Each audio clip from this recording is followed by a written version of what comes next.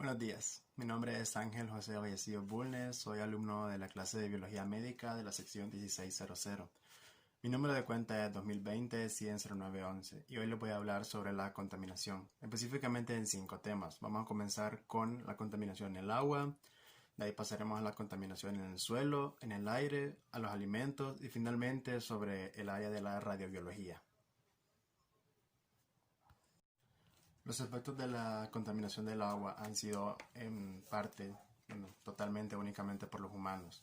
Las industrias, por su parte, han contaminado introduciendo microorganismos, desechos químicos y aguas residuales a nuestras aguas, incluyendo ríos y océanos. Mientras que por parte de la población, el crecimiento urbano y el crecimiento poblacional descontrolado también son factores muy claves para la contaminación del agua. Se estima que el 81% de las enfermedades gastrointestinales son a raíz de consumo de agua sin tratado, de agua sucia. En el agua misma tenemos 3 tipos de contaminantes, ya sean contaminantes físicos, químicos y biológicos. Entre los físicos tenemos contaminantes como alterar el pH, ya sea para hacerlo más ácido o más alcalina el agua. Tenemos desechos sólidos, cambio de temperatura, cambio de olor, de color, que eso se ve más que todo en los ríos estancados, en los estanques, que simplemente por la misma contaminación del agua, todos los desechos se asientan en el fondo y el agua ya no fluye correctamente. Los desechos químicos son más que todo desechos químicos que han introducido las industrias por no tener un buen manejo de desechos. Mientras que los desechos biológicos son virus y bacterias que afectan más que todo a las poblaciones que están cercanas al río y dependen del agua del río únicamente por no tener acceso a una planta de agua. De igual manera, al igual que todos los contaminantes, solo hay 3 tipos de efectos que todo esto trae hacia nosotros. Los efectos físicos, que es que a simple vista el agua se vea que está en mal estado, ya sea que el agua cambie de color, que se vean brotes de grasa encima y otros desechos. Los efectos químicos que trae es que esa agua se vuelva tóxica y no se puede usar para ningún tipo de consumo humano, incluso ni para lavar ropa. Y los efectos biológicos finalmente son la muerte y las enfermedades mismas producidas por el agua en mal estado. Ahora pasaremos a la contaminación del suelo, terminando con el agua. La contaminación del suelo, específicamente la litosfera, es la contaminación de la capa superficial del planeta Tierra. Es la base de la cadena alimenticia, hay que cuidarla por lo mismo, ya que provee nutrientes a todos los organismos autótrofos como son las plantas para proveernos comida finalmente hacia nosotros. Se puede dar por varias causas, ya sea desde arriba o desde abajo. Desde abajo se puede ser por ruptura de tanques subterráneos y tuberías que alteran toda la tierra por abajo sin que nosotros lo veamos. Y por arriba ya sea por acumulación de desechos tóxicos y químicos arrojados por el hombre y desechos naturales, ya sean no tóxicos, que también son arrojados por el hombre mismo. Entre los contaminantes químicos más peligrosos se encuentran los plaguicidas, que se dividen por generaciones. La primera generación incluye plaguicidas que son a base de yodo, de cloro, sulfuro, azufre y mercurio. De por sí son compuestos que no son orgánicos y no se pueden disolver dentro de la tierra. Y la segunda generación son un plaguicida utilizado a partir de los años 60, que es el dicloro-difenil tricloroetano, que de igual manera es un hidrocarburo que está dentro de 10 a 30 años en la naturaleza por su composición inorgánica. De igual manera es absorbido muy fácilmente por la piel y puede causar irritación e incluso es cancerígeno si llega a tener contacto constante con el mismo. Finalmente, esto desencadena únicamente enfermedades y alteraciones en el ambiente.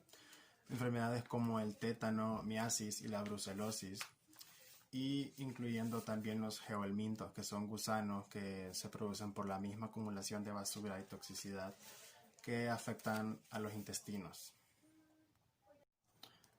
La contaminación del aire es cualquier alteración en su composición química, en el porcentaje del aire que nos rodea. Las principales causas son la combustión y las industrias que no tienen un buen manejo tanto de sus desechos sólidos como ya mencionados, tanto como de los vapores que emanan sus gigantes chimeneas. Entre los tipos de contaminantes encontramos los contaminantes físicos, que es únicamente el ruido que se propaga a través del aire. Si una persona se expone a un nivel muy alto de decibeles, que es la unidad que se usa para medir el ruido, puede traer consecuencias como daños al oído, pérdida de equilibrio y finalmente puede quedar completamente sorda o parcialmente sorda si se expone a un nivel muy alto. En los contaminantes químicos tenemos el monóxido de carbono, el dióxido de carbono, el óxido nitroso y el óxido de sulfuro. Todos estos componentes son dañinos para el medio ambiente, tanto para nosotros, y también de igual manera pueden llegar a ser cancerígenos en excesos. Son los responsables de que algunos días o algunas mañanas el ambiente se vea con un color rojizo o amarillento, ya que estos son los causantes de esa neblina. Por todos los componentes químicos al oxidarse cambian de color. En los contaminantes biológicos tenemos virus y bacterias, tales como sarampión, influenza o la misma varicela.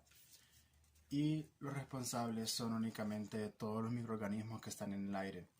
Como otra consecuencia también que podemos recalcar de los contaminantes químicos es que el monóxido de carbono corta el oxígeno, al igual que el dióxido de carbono, lo que produce lo que nosotros conocemos como lluvias ácidas. Todos estos tipos de contaminación nos llevan finalmente al penúltimo tema, que es la contaminación de los alimentos.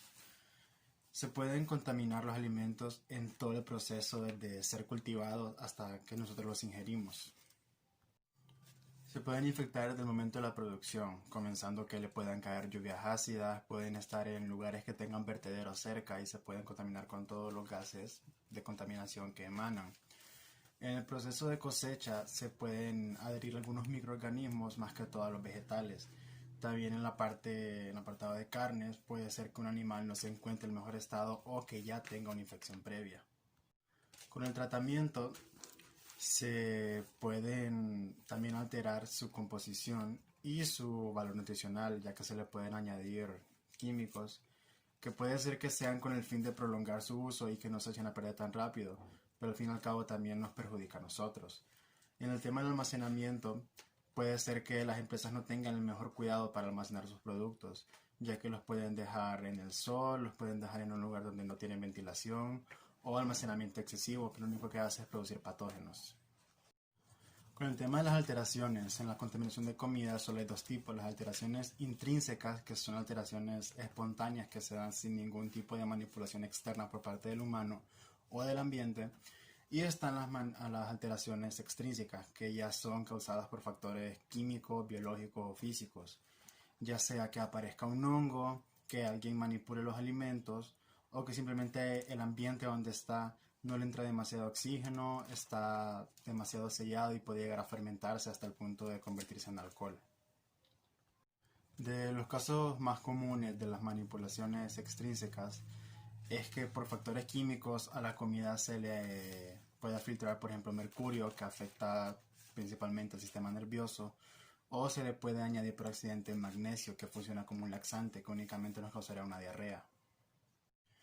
En este caso la química también juega un papel para bien, ya que se le pueden poner aditivos que, pese a que pueda que se modifiquen su valor nutricional, también se prolonga la vida de la comida.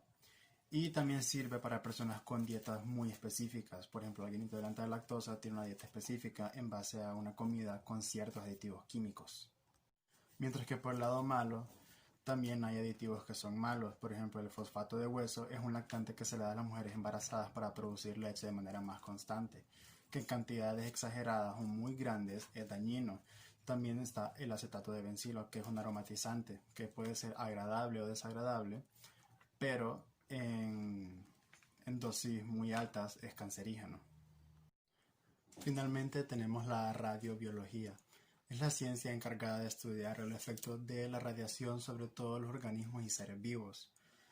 Se produce mediante la emisión de rayos alfa, beta, gamma, pulsos electromagnéticos que generalmente son conocidos por la gente que no sabe como rayos X. Son todos estos tipos de doctores que utilizan la radiografía como diagnóstico. En esa área de la medicina, la radiación se mide en Röntgens, RED, REMS y Grays y RATS.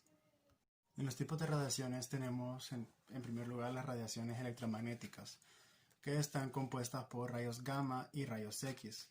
Después tenemos las radiaciones corpusculares, que están compuestas por rayos alfa y rayos beta. De las más potentes que tenemos son los rayos gamma, ya que se consideran que son de las radiaciones que viajan más rápido, son las más penetrantes ya que tienen menor cantidad de masa, pero de igual manera por su misma velocidad y su composición se consideran que son de los menos inestables, son de los rayos más estables que podemos conseguir dentro de lo que cabe. La luz ultravioleta, por su parte, es uno de los tipos de radiación natural, ya que proviene del sol, nos ayuda a absorber proteínas y a limpiar ciertas áreas en el ámbito médico. Los tipos de lesiones que vamos a tener van a depender mucho de qué cantidad de radiación recibe nuestro cuerpo. Se pueden presentar incluso minutos, días, meses o años después de la exposición a la radiación. Las lesiones comunes cuando se exponen a un nivel mayor a 100 rads son náuseas, vómitos, mareos, quemaduras y alopecia. Si llegamos a 500 rads vamos a tener daños en la médula ósea. Si llegamos a 700 rads tendremos daños en todo el sistema gastrointestinal. Finalmente, si llegamos a una exposición mayor a 1000 rads vamos a conseguir la muerte, primero pasando por convulsiones, fiebres, diarreas que provocan deshidratación y finalmente la muerte. Finalmente, de esta manera cerramos los 5 temas de la contaminación y terminando con el tema de la radiobiología.